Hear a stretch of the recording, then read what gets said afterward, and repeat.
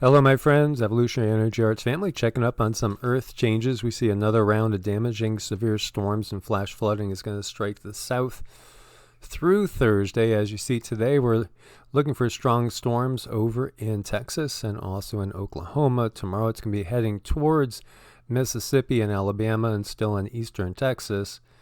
And then Thursday it's going to head into the southeast. And so be very aware of that if you're living in the southern area. We've had some severe weather. We've had some tornadoes develop. What is expected is large damaging hail. Strong tornadoes are a possibility as well, and of course flash flooding. And as we're talking about the flooding, we see severe flooding hits the Congo, at least 36 fatalities, over 18,500 homes damaged or destroyed. Yeah, and this is something that we've seen time after time. I go back to August 2017, where it just seems like everything ramped up to an all-new level. Also over in western Kenya, flash floods, massive landslides wreaking havoc as well. Here we have at least 4,000 people displaced. 24 people are missing. 6 were killed, including 2 police officers as well. And we have severe hailstorm, and there's video in there I'll let you guys play. And actually scares the lady there in her apartment in China. And we also have baseball-sized hail in Australia. Leaves major damage. That would definitely hurt if it got you on the head. And we've seen so much damage to the food situation, the crops, the flooding. And it just seems that wherever we've seen it, it just keeps continuing. And so, that's part of the times we're in with the changes that are going on. Lots of volcanic activity, strong hydrothermal explosion at Rincon de la Vieja volcano in Costa Rica. That's a place I always wanted to go, is Costa Rica. A beautiful, beautiful place along with Panama. And here you see it rose, ash plume rose to 4,900 feet. And this is at already 11,200 feet above sea level. And we have lava flows down the southeastern flank of Klyuchevskoy volcano in Russia. As the volcanoes have been active. And actually, before we take a look at this, let's jump over and just take a peek at the quakes. Because we've been watching some swarms that, really have been just kind of ongoing, wondering what's it all about. And as we see, an awful lot of activity still in the western part. Actually, we have a lot of activity going on in Nellis today. I gotta think the military is keeping busy. But we do have a lot of swarming still going on up here in the greater Mammoth Lakes area, where we know what you're looking at here. This is the outline of a caldera of a super volcano. And so, be aware of that. And again, we also, isn't it curious how we have all these military bases all around these key areas? Here's Hawthorne. Very big military base, lots of ammo and weaponry stored there. Lots of underground entrances there as well. Of course, Nellis is ginormous. It's actually 1/3 the size of Delaware. And then Ridgecrest, and what's on Ridgecrest? Naval Air Warfare Center, China Lake. Still have swarming there as well. Then you got Fort Irwin over here. Very curious, where we have these bases. There's also all the legends of underground dwellings that were used by red-headed giants amongst others.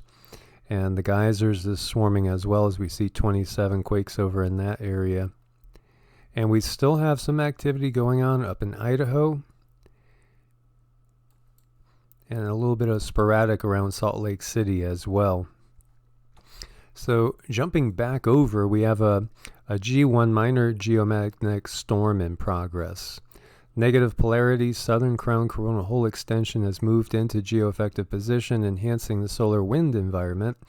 Unsettled levels are expected on the 21st as high-speed stream effects persist. By the 22nd, a positive polarity coronal hole speed stream is expected to become geoeffective, causing quiet to unsettled conditions. So the K index is 4. So when we're looking at the Schumann, we see things have settled down a little bit after a super intense period. Do you think that has anything to do with all the global meditations that were going on at that time? It really makes you wonder, doesn't it, Cindy? It totally makes me wonder, you guys. I mean, look at this energy. And I was dizzy for like the whole solid time. It was difficult, and people were tired, people were sick, and there was a lot going on there.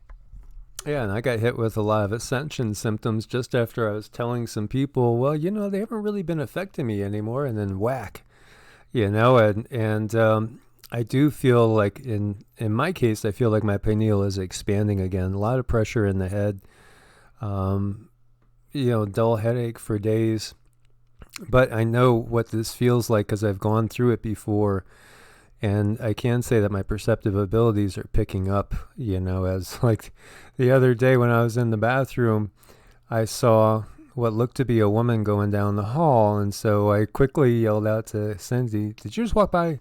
Did you just walk by?" Because I knew it wasn't her. And then she came out of the back bedroom and I was like, oh, crap, because I that's the first time I've seen a spirit where it's like completely solid, looks absolutely no different than a person.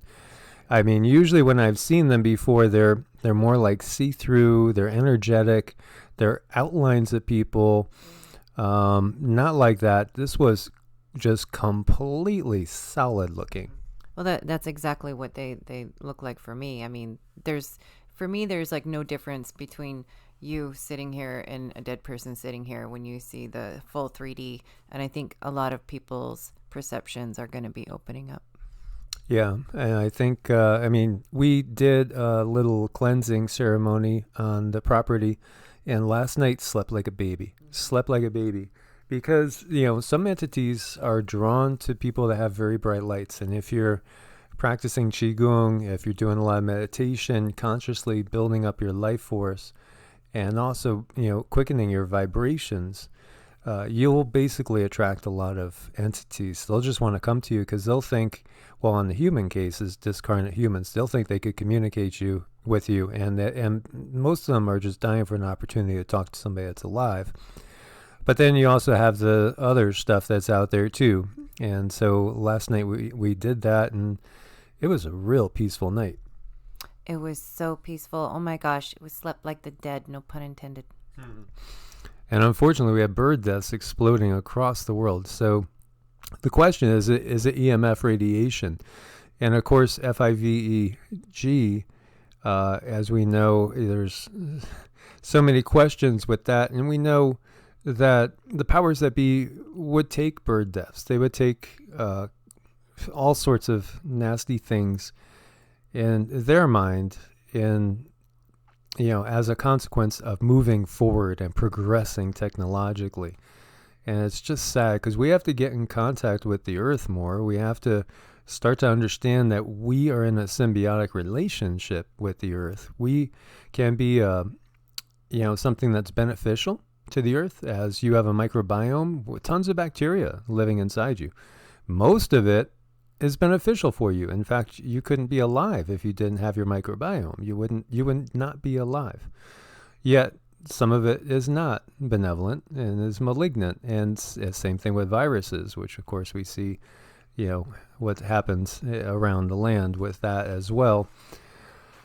So we have to choose to not be a virus to the earth, and we have to have some respect for it and be caretakers. We're supposed to be caretakers for the planet. You see 200 ducks in Denmark, hundreds of herons in Turkey, thousands of swallows in Swift in Greece, thousands of starlings in Rome, just falling dead from the sky. The people, the corporations that are giving us these technologies, it's just sick and sad. The level of disrespect for life in general is just atrocious. Thousands of birds mysteriously die in India. Look, it's just so sad. This has to change. It will change, and if it ends up being that, the Earth's immune system reacts to such a degree that most life is destroyed, but the Earth is saved, that's what's going to happen. It's the same thing in our own bodies when we run a fever. and our immune system gets rid of that which is attacking it. Hundreds of dead seals wash ashore in Nova Scotia as well. It's just so sad. It's horrible. And it's so much about these technologies. We see oil going negative. We don't even need oil, really. Not at the level that we have now. And, there's alternative energy sources, free energy that's been hidden for a very, very long time. And even with switching to solar and switching to wind and switching to geothermal and utilizing other things that, would be not so harmful to the environment. Like Cindy and I right now, we're just getting by with just some propane and minimal at that because, I'd prefer to cook with, a wood fire if we can, which we can even here in the desert. You'd be surprised, what you can find.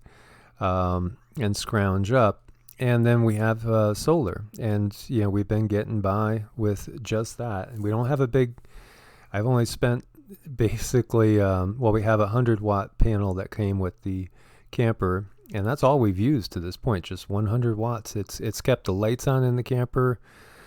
Between that and the propane, it's kept the refrigerator going. And I just got another panel, which I'm going to work on adding it in the next couple of days. So that'll give us 300 watts. And that's why we're building down into the earth for when it gets very warm, because we're going to be jumping into the 90s now. But at the same time, if you go down 5 or 6 feet, which right now we have a 10 to 12 foot hole that's very uneven, it's probably going to even out somewhere around, 8 to 10 feet. So down there, even if it's 90 something up on top, once that's covered over, it's going to be about 60 degrees. So very, very livable. There's ways to there's ways to heal the planet if we so choose. And we need to choose it so that we are not eradicated as the planet's immune system lashes back. Lyrid meteor shower peaks 21st to 22nd. I hope it's a clear night tonight. I can't wait to see. Love watching these. So we'll have a thin crescent moon, so we should be able to get a clear view of the event with no obstruction. And it generates about 15 to 20 meteors an hour. Skywatchers may expect about 10 per hour this year, depending on where you're at. And that's about what the sky looks like where we are. I'd say maybe we even see more, but very nice, very nice. And so something to look forward to there. Newport Beach plankton isn't on lockdown, and this is looking at some bioluminescence plankton. This is Newport Beach in California. Newport Beach and Rhode Island is where a lot of the rich and wealthy families that we've all heard about play, and they have their summer cottages that have 110 rooms in them. Literally, I've seen them up close and personal. It's disgusting. Such a show of extravagance. And, just to me, it's like when there's people starving in the world and you have the elite that spend maybe, a week or a weekend in these places that are, probably 20,000 square feet. There's something wrong with the system. Digital Unified Global Geologic Map of the Moon. So they've mapped the entire moon, they say. But is the moon what it appears to be? As we have talked about before, and this is something I don't think a lot of people can let settle in. The fact that the indigenous people all over the globe say there was a time when the moon wasn't there. And a lot of people can't grasp that. But the indigenous people say they remember it. 10 cheap chicken feed ideas for feeding your flock on a budget. As we have 10 egg layers that we're waiting for. And we still have a little work to do before we're ready for them.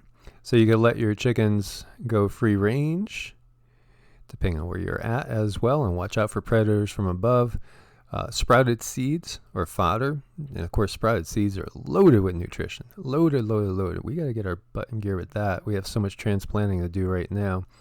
Fermented seeds as well. And I wish I had more mason jars. Wish. So deer corn when it's in season. the obvious chicken scraps. So instead of throwing them in the compost pile, you could give them to the chickens. Leftover eggs, be careful. You want them to get a taste for eggs and eat their own eggs. Sunflower seeds, bugs and grubs.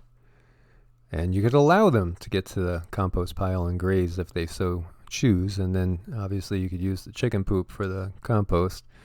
Homegrown chicken food as well. I think a lot of people will be doing this as well. So yeah, we've been working on transplanting. We have basically right at the moment tons of plants going on the inside under grow lights. They're ready to go in the ground. We've already got probably 20 something tomato plants in the ground, maybe a dozen pepper plants in the ground, and then we have some kale in the ground and some Swiss chard as well.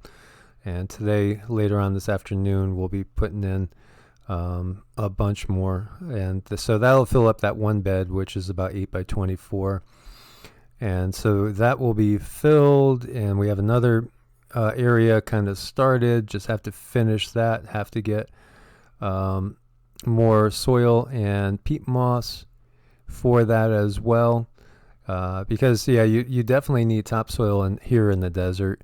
It's not horrible, but it's very sandy. Although there's grass everywhere now. And here we see the top 10 cheapest emergency foods. And there's one I wouldn't do, but the rest here, you see canned tuna, powdered milk, dried beans, instant potatoes, peanut butter, pasta, vegetable oils. Be aware some vegetable oils are crappy for you. Steer clear of canola oil. We only use olive oil, coconut oil, and then I'll use sesame oil in some of the Asian things I do. Lard, I wouldn't do it. I just wouldn't do it because you don't want to be putting something that's just crap in your system. Oats, which we have a ton of oats and we haven't used hardly any of them, and I got to remember to integrate them into our diet. And rice, obvious. Rice is obvious. Rice and beans and lentils. And, this is pretty wild. This is a monkey flying a kite. And I think that we consistently underestimate animals' intelligence, feelings, abilities, sensitivities. And I think that's, part of the problem with everything in the world right now. Part of the system we have been given has been the mindset to subdue, conquer, and use whatever you can. We should be looking at things more of in the light of living in a symbiotic relationship with. As you see here, this monkey.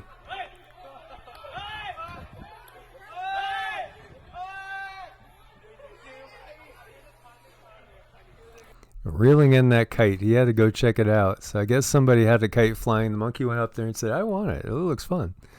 So pretty cool.